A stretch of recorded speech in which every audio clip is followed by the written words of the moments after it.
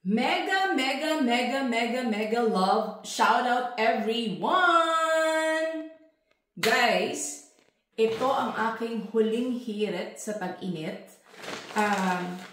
Sumaglit ako sa C&A for the final summer sale. So, huling hirit, ika nga.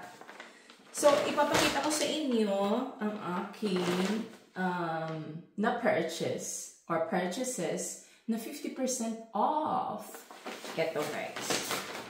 Ito ay sweatshirt na pwede kong gamitin sa loob ng bahay kapag merong heater. Kasi malamig na ngayong autumn. So, may gold siya. Pero off-white siya.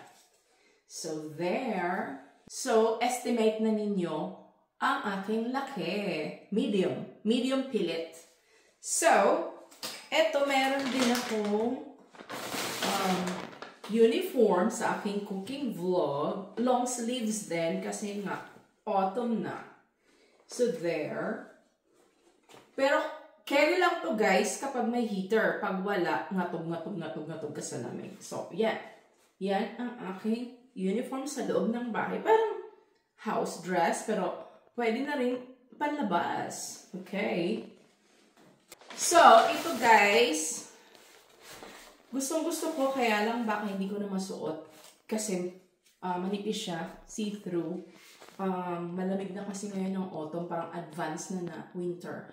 Pero, ox lang kapag meron kang, what is this? Warm na, what is this? Inner shirt. Yung kagaya ng mga binibili namin sa Uniqlo, which is heat tech. Mainit siya sa loob kahit manipis lang. So, yan. Pwede na rin uniform for the cooking vlog. So, guys, yan ang aking huling hirit sa tag-init. C&A is a German store. So, alam niyo naman, ang aking vlog, tinatangkili ko ang German products, German companies. So, anyhow, meron pa akong susunod na unboxing para naman sa winter. Mwah!